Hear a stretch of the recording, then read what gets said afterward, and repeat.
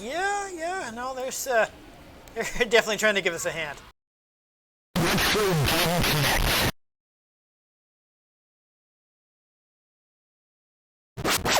Hello and welcome to Retro Game Connect. I'm Dan Mastriani. And Ian's having a fun time. Yeah, I'm trying to stay awake.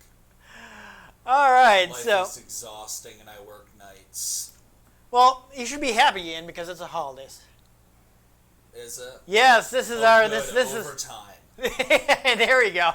This is our Christmas episode, and what are we giving you for Christmas? We're playing Deathsmiles IIX. Merry Christmas in Hell. Doesn't that sound fun? And what hell are we taking you to, Ian? It's bullet hell. Oh, I thought it was Bridgeport. Oh, no. Not quite that local. But, yes, this is from Cave, who are basically acknowledged leaders in the subgenre of bullet hell shooters. And also, there has been some confusion in the past as to what constitutes a bullet hell shooter. So, we are going to be make very sure that you know exactly what a bullet hell shooter is, Ian. Are they not all? No. They are to me. No, that's not how that works. Yes, it is. Nope. Like, for instance, a certain game from the 80s that you described as bullet hell is not, because that hadn't been invented yet. Okay, bold of you to assume that I know what you're talking about. Anyhow, let's not get petty and let's start playing the game. So there are some aspects of the presentation of this game that I'm not a fan of, but I bought it anyways because it's a shooter from Cave, and they're basically like the acknowledged masters of bullet hell games. Oh, that's fun. Yeah. I would say I don't know why they did it, but I'm pretty sure that they did it because the people who are into the certain aspects of the presentation of this game are willing to spend quite a lot of money on associated merchandise. I guess apparently we're getting a fun little. No, responded. I'm going to kill you all. Oh, not yet. Hold on a second.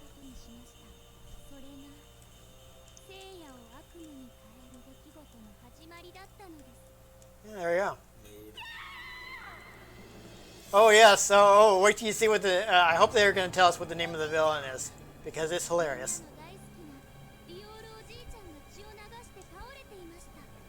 It's so dumb.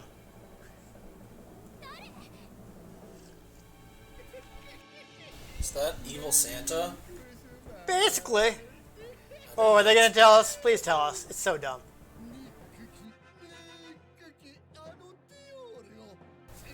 Is it Tim Allen?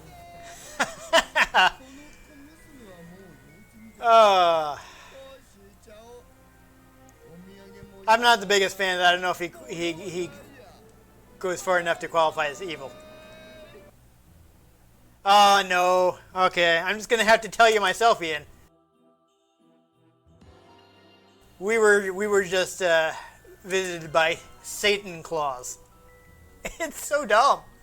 Okay, so we're gonna go with the 2X mode. This is the version that they created for the Xbox 360 port, which is the one and only game to be released on games on demand, or basically like the digital games for 360, without being localized. You could just buy the straight up Japanese version. Huh. Wild. Yeah, that's weird. Buck wild. Even. All right. Do we want to turn this stuff up? Make things easier on us. Yeah. Let's go. I'm going to do that. Yeah, it lets you play either side, too, because there are, like, scoring tricks and stuff. So go ahead and press start. Since we are playing the home console version, we get these two characters from the first game who were left out of the second game. I'm going to use her because she is not super young. So I'm still not a huge fan of the way she is dressed. It's not as bad as it was in the first game. Death magic, I guess? Sure. I don't know who. This is uncomfortably young. Yeah, no, I know. I wasn't sure the extent of this before I purchased the game. There he is, Satan Claus. And it's claws. Yep, most people who talked about it was like, yeah, but you're not going to see it most of the time because you're going to be busy dodging bullets, so it's whatever. Oh, that's good. Yeah, so I don't know if there are people on Cave's staff who are into this kind of thing, or if it's just a cynical marketing ploy, but I'm pretty sure that their thought process were probably that, your hardcore, these games are pretty niche at this point. So you're basically down to your hardcore shooter fans who will be like, it's a cave shooter, whatever. I'm gonna play it anyway.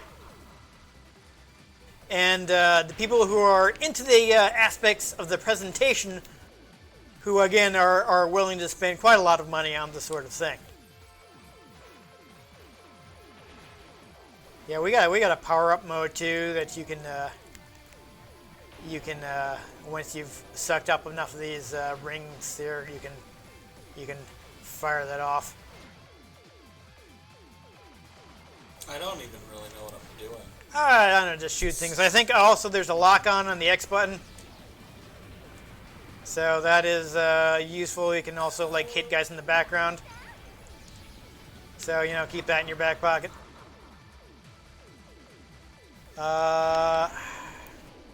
Looks like I'm fully charged up for the fever mode. I don't know if I want to do that yet.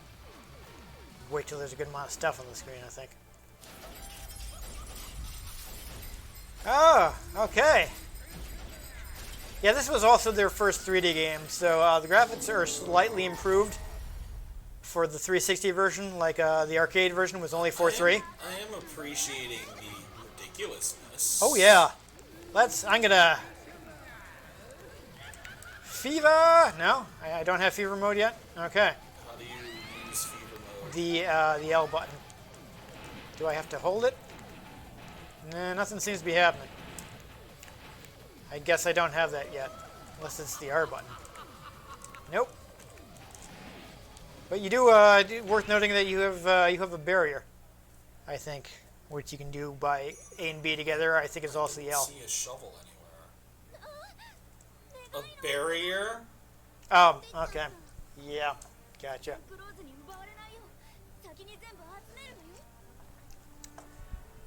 There we go. Yeah, apparently there are also DLC characters for this. So you can add additional characters that weren't available in previous versions that come from one of their mobile games. Are they not creepily portrayed teenagers? Oh god, no. So I was not spending money on that. Especially since I would have had to do it in the Japanese store. Because I didn't know this was going to come out in the US. I didn't either. Yeah. I'd never heard of it. No, I had heard about it, back when it came out. Because, yeah, 2D shooters. Yay. But then we have this. And I am, it's where would you like to go? The Haunted Ruins, the Maze, Urban Sprawl. We got choices. Detritus sounds fun. Okay. It's I'm torn because man, I'm really not happy about who we're playing as, but it still plays pretty well.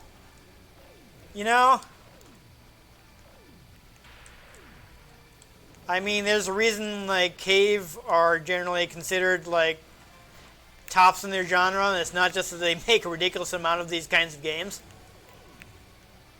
Or at least they did. I think they're mostly just do mobile games now.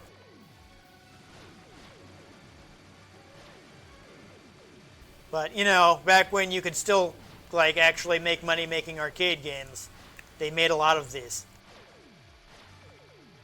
What are mobile games but arcade games that you can bring anywhere? Yeah, I mean, kinda. I mean, especially if they're full of microtransactions. You definitely want to have the same kind of, pick up and play thing. Oh, okay, cool. I think I managed to get a good amount of things with the, So we got the meter. So I don't know why not, is it, no. Because there's a mechanic where you can, kind of, chain fever mode by, you can refill it by canceling bullets at the right time, and I sure wish I knew how to actually do it. Because that's... Harry Chrysler. Oh, I dodged that. Yeah, we actually have a barrier, so we don't die immediately in this one. Got some bombs. Happy Crimbo. So I guess they're kind of doing that instead of, oh. I took a hit. Somebody over here. Worth noting that your hitbox is actually very tiny.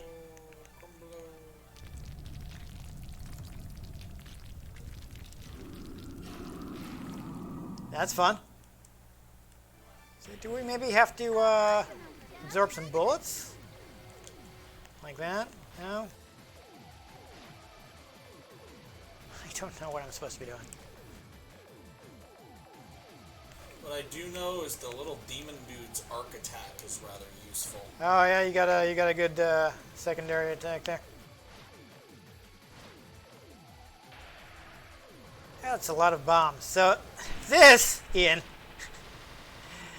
is why these games are referred to as bullet hell. They're just constant bullets, like just completely filling up the screen. Yeah. You know, it's like the Japanese term is danmaku, which is basically bullet curtain, which is probably a bit more descriptive than bullet is. Kind of makes what you should expect a bit more clear. There we go. Then just bullet hell. Cool, cool. So yeah, you can cancel these bullets with your lock-on attack, which has X. X. The X button for lock-on attack, yes. Or not. Are we accidentally doing bombs? Oh god, I'm sorry. Why is the lock-on attack? Oh boy. I messed up. Nice job. There we go. Yeah, now things are getting kind of wild. Just, as you can see, there's a ridiculous amount of stuff on screen. It's like just utter chaos. These blue ones you can reflect and they turn into more pickups to refill your meter, which lets you kind of chain the fever mode. And there's a whole thing here. It's a whole scoring thing. There's these guys in the background that you can't necessarily shoot, but you can hit them with your homing attack. Well, I think you might be able to hit the back. Yeah, you can hit the background. You have to pull both triggers, because then you fire like this. I don't know if these are necessarily these enemies, but there are enemies in the background that you can't hit except with the homing attack. This is my first time playing this one. I played when I got it. I played through the first game, but I haven't played through the second one yet, so I don't really know too much of what's going to happen. I think they're really trying to grasp at us. Yeah, no, they're definitely trying to give us a hand.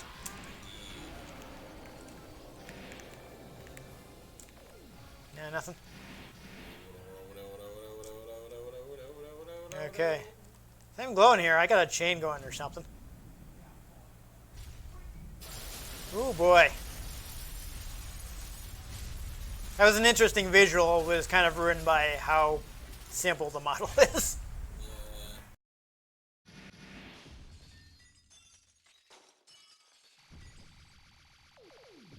Can we not hit him yet? Oh, there it goes.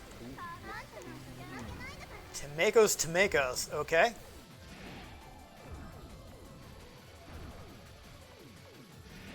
Is it not Tamkos? I don't know. I exploded. Apparently. It's okay, though. We have infinite continuous. Oh, so many bullets. Yay. And this is what happens when you're playing on easy. Oh, lordy. Sage Clar. Alright. Should do, It's not a super long game, but we're short in time, so I think we should probably want to cut it here. Yeah, here we go. Here's some enemies that we can only hit with the lock on. No, I'm hitting them from... The gargoyles in the background. No, you can't hit them like that. All right. Yeah. But you can lock onto them. So that's what I was talking about. But this has just a ridiculous amount of like systems, and like if you just want to credit feed through your way through the game, super easy, right? No big deal. But the real challenge to the game is like, how do I get the maximum score? Maximum score. Yeah, and there are all kinds of like crazy systems you can exploit to get high scores, and like basically stay in the fever mode indefinitely. See, these blue things are filling up my fever meter, so I want to keep those coming. Oh wow, interesting. So I've been using the trigger this whole time, but look what happens when I use B. I get this rotating twin blast. Oh yeah, there's a hold one too. Looks like it actually slows you down, which is actually can be good sometimes though for a if you need to do some precision dodging. Oh look, a spider. Yeah. Oh, that's Woo. Looks like a spider, but like also something from Gears of War. Yeah, I mean it's actually like a tick or something. Tartaros. It's a tartar sauce. There we go. Okay. Decided to use a bomb? No reason, really. I mean, we're not worried about high scores, so just kill things. So there we go. There we go.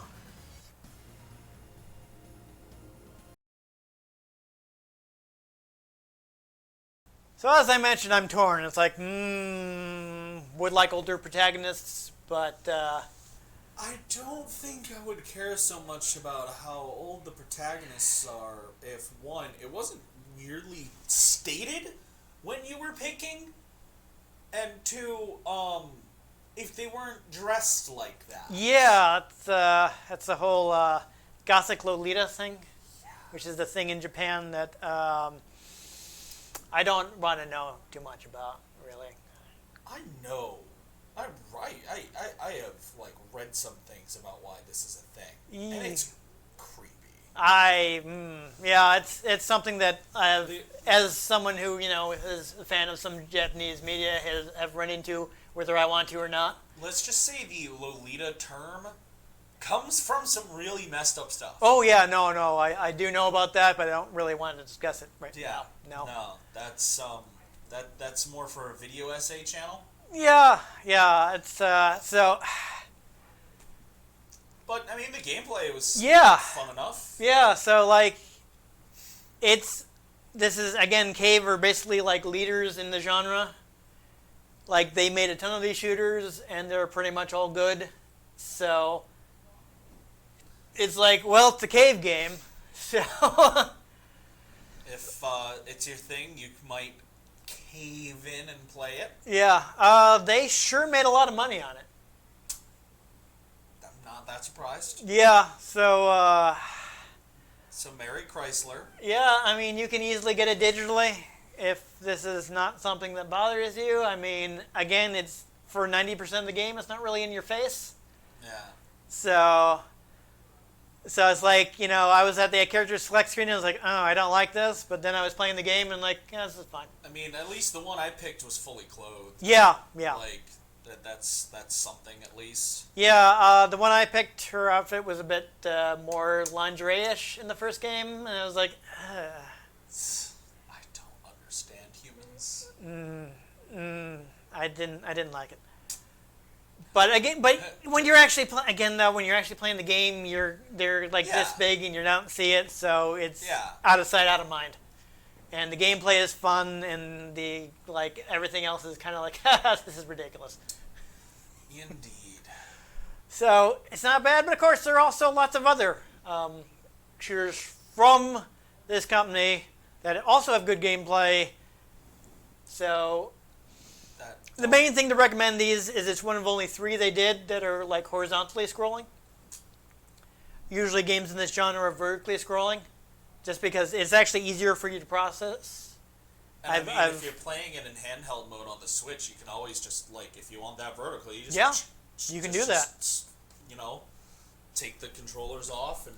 They actually make, sideways. Something called the flip grip, which allows you to hold it in portable mode with the Joy-Cons on the side, so you can play games like that. Oh, that's kind of funny, actually. Yeah, it's for games like this. Well, not like this one, since it's horizontally scrolling, but for games that have the vertical orientation. Which, back at the beginning of October, we played Splatterhouse in the Namco Museum Collection. You can actually rotate the screen in the Namco Museum Collection on Switch for the games that are vertically oriented, so that you can play them like that. Which is neat. Yeah, which is a cool thing about the Switch. Yeah. It makes it really easy to play those vertically oriented classic arcade games. The Switch is a neat console. I kind of hope that when Nintendo moves on to the next thing, they just make better Switch. Yeah. They just do a better version. We'll see. Don't totally overhaul everything. Just give me the Super Switch. Yeah. And call it the Super Switch. That would be great. There you go. You get that little callback back to the NES. Yeah. NES and Super NES. There you go. Yeah. But anyhow, Cave is from a gameplay front. Cave is very reliable, which is again why I bought this, because I'd heard it's a Cave shooter. It'll be good. So I mean, you got lots to choose from. If you want a horizontally scrolling one, this is you saw what you're dealing with. Yep. It's a game. I will say that also the Deathsmiles games are known for being less demanding if you just want to play casually. I mean, I was doing fine, and I usually don't in bullet hell games. Yeah. I usually find them annoying, so... So you still got plenty of stuff on, but you don't die constantly in this one, especially if you're just doing the level 1 stages, so... Yeah. It's a decent one if you just want to be able to blow through it without dying constantly. It's a way to spend Christmas if you're trying to avoid your family. There you go. Also, we played this because, man, it's hard to... Finding Christmas-themed games is difficult. Yes. This is what we had. Although Borderlands 2 is 10 years old now. Yeah, did that have Christmas? The Mercenary Day DLC. Okay. Well, I do have that installed on my laptop right now.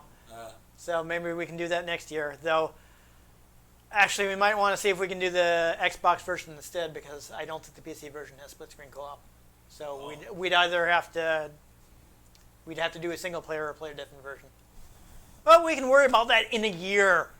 We don't have to worry about it now. I'm not even worried about what's going on tomorrow. Because I don't know what's going on tomorrow. Find out in the future. Anyhow, if you enjoyed us chasing after the evil Satan Claus. Satan Claus.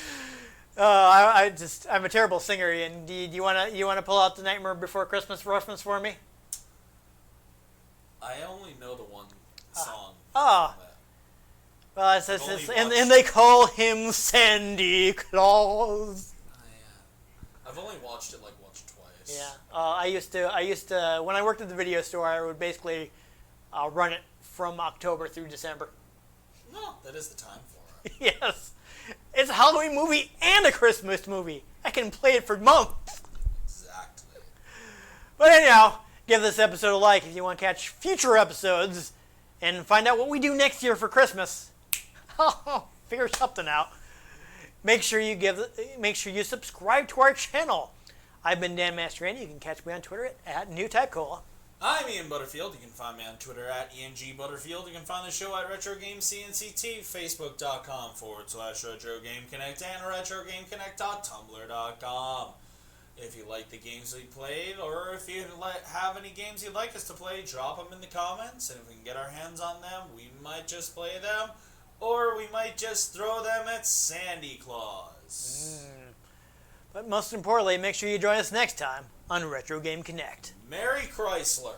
Yay, happy whatever holiday that you celebrate around this time of year, or have a nice Friday.